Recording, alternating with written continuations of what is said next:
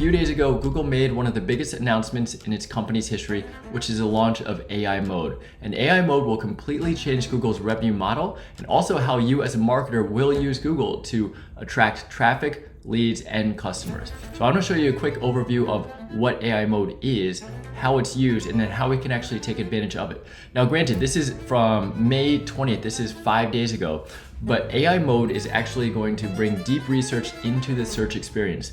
So let's just take a quick look at this in real time. So for example, if I'm looking for what the best social media scheduling tool is, we can see the UI has changed, and it's just one button, AI Mode here, but it's a significant change when before the only option really was just to search. So if we click search AI Mode, we'll see, and what we see here, there are over 100 sites that were instantly searched, and this is a deep research where it's actually taking the query, and what's interesting is that Google is breaking this down into multiple queries, and so it's actually called fanning out the queries. So it's taking this one question, this search query, what's the best social media scheduling tool, and it's breaking it down into many micro questions. So for example, we are getting the high level answer, which is Buffer, Hootsuite, Sprout Social later. This is great, and it's giving some suggestions on how to make the right tool, the right decision. But where it's different now, where AI Mode is actually changing search completely, is no longer, of course, are you looking to click out on blue links, but you can actually get your full detailed question answered directly in this chat. So it's very similar, of course, to what you might get in Perplexity or Claude or ChatGPT. So for example, we can say, what tool has the best free tier and integrates with Threads? And so again, we're just getting the actual answers. And so what we'll see, the impact of this, of course, is that click-through rates will go down and zero-click content will increase. So no longer does anybody need to go to a link to actually search for it. The AI actually searches on our behalf, does deep research, and provides a specific answer that we're looking for.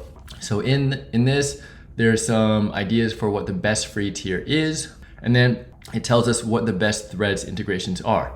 Now, what's also interesting is, let's see, if we just take this best social media scheduling tool, the above the fold, of course, more and more Google's business model, 90% of the revenue comes from ads, clicking on these sponsored links. The first 4 are sponsored links, then we get the AI overview, then we get one organic listing before we get Reddit. So Reddit will, of course, increase in prominence with Google and Reddit's partnership, but we're seeing this is the value of organic traffic, where it's no longer going to be about generating organic leads, but more so how you're informing the LLM or the search. If we look at the data, how many searches are actually servicing AI overviews? And SEMrush actually did a recent survey that 13% of search queries now show an AI overview. And this is up from 6% in January. So here's the data that they showed, over 200,000 search queries. And as of March 2025, 13.14% of them show AI overviews. If we look at the official announcement from Google, that it is more, Google is going beyond information to intelligence, there are a few interesting things that I want to highlight here. And so one is that under the hood, they're explaining how this is actually working, how this AI Mode is actually working, and it's using the fan out technique. So basically taking one question and then breaking it up into 50 or 100 sub questions. And so that's how you're seeing that it's sourcing up to 100 search queries that we saw in real time for my search of best social media tool. And so what that means is, in terms of answering or creating content for a large language model, is that you want to think about how to answer these sub questions. So that might including an FAQ, or that might include answering these specific questions that would be a sub question, part of the query fan out technique from a high level question. So as I mentioned here, deep search is going to be pulling in the fan out technique and taking to the next level, where there's actually an agentic element to it, which means it will actually think through an advanced reasoning and then act on those things. So there's one example here, looking for a Reds game. So if we see here, find 2 tickets, affordable tickets for Saturday's Red game in the lower level, and AI Mode will kick off a query fan out, looking across sites to analyze hundreds of potential ticket options with real-time pricing and inventory, and handle the tedious work of filling in forms. So this is basically an agent at your fingertips, and it's all in AI mode. So this will be very important, of course, as you consider what the bottom of funnel queries will be, what the series of questions of identifying here's the question or here's a problem. And ideally, you're able to target the top of funnel, maybe informational questions, maybe some comparison, and then focus on bottom of funnel and conversion. So ultimately that you're able to stand out, or you're able to provide all the necessary information so that you can be that site that actually gets the purchase in the end. One other thing too is that it's also multimodal. So this is really cool. This means basically you can use text, you can use photos, or you can use video as is shown here, all of which can be used with AI mode. So what is the so what of this fan out technique? Now, of course, no single piece of content, no URL will answer everything. You can't answer 50 to 100 sub queries, but you can start thinking about that. And that's where you can identify what the intent is, tie in the entity, and ultimately you're trying to drive more visibility. So this is just an example. If we were looking for CRM onboarding, of the types of things that you need to think about, what are those subtopics? What are those subtopics? Or what are those questions that you might need to answer so that you can be part of what's informing the LLM? Now, again, you're not going to necessarily be the link that will be clicked out on, but it's more about informing the LLM. So now that we know that AI mode has this fan out technique and it goes through multiple sources, tries to identify based on all the research that it does, what the best answer to the question is.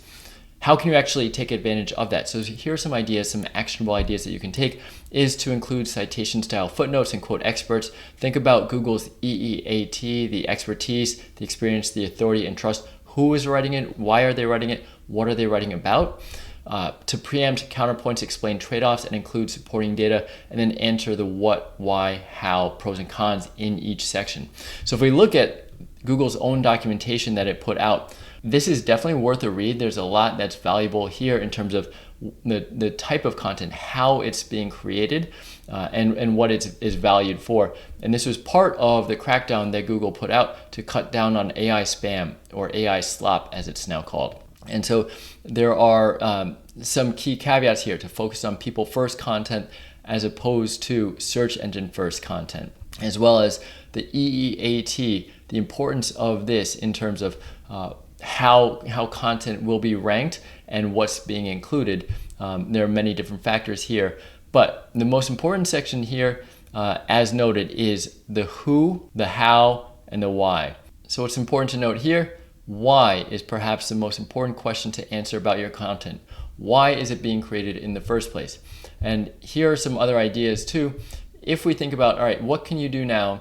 How can you actually create this content? Well, you can use AI, of course, to get there. There's nothing that Google states about not using AI or automation. And in fact, it is noted here in terms of automation. It is okay to have AI generated content in terms of how it was created. But when you're creating it, you don't want to just rely on AI output. So including your own experience and your own expertise is going to be critical. And you can also do that to make it easier for the LLM bots to pick up and include your content. And what are ways that you can do this? You can include internally answers that are rich enough not only around the main keyword, but around related micro questions. Include micro FAQs after each section and not just at the bottom as has been done traditionally.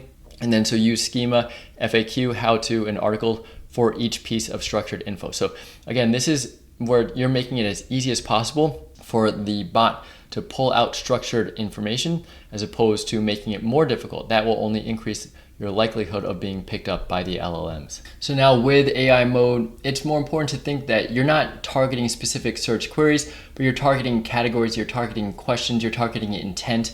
And so how can you actually create that? How can you get a better understanding of what the data is? There are a few tools out there. I haven't actually tried these yet. I do want to try, and will certainly create content around it so that there's a better understanding of the difference of the tools.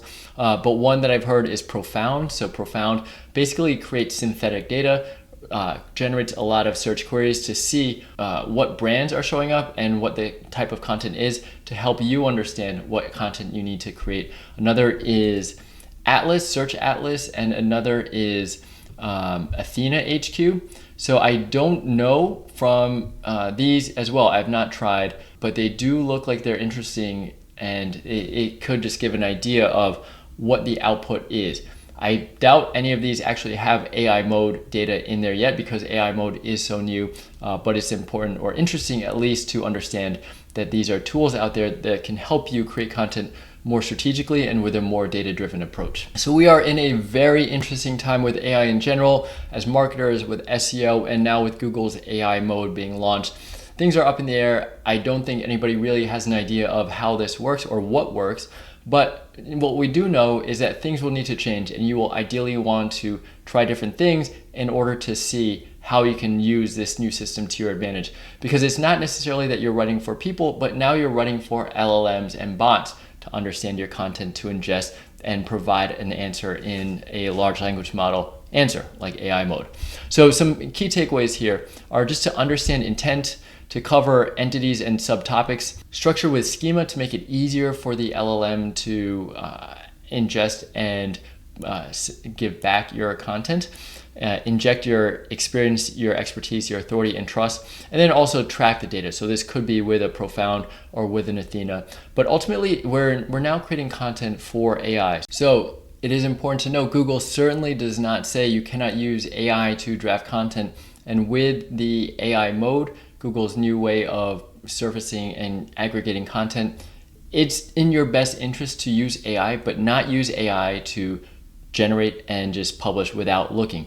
So with Google's new AI mode, it is absolutely still in your best interest to use AI to generate content, but don't use AI to generate content and publish immediately. You still want to incorporate your own experience, your expertise, your authority, and your trust. And so that's where you can let AI draft 80% of the content, then you are manually adding, with a human in the loop, your own perspectives, your insights, your proprietary data, and your EEAT. And so that's where it's important. And we think about what the workflow might look like. Have your prompts, have your outline, have your processes, but then incorporate, go through and incorporate. So one tool that is helpful is Neuron Writer. I'll give you a quick demo of that. Surfer SEO also does that. And they're actually very similar in terms of what their UI looks like. This top here is Neuron Writer, and this is Surfer SEO.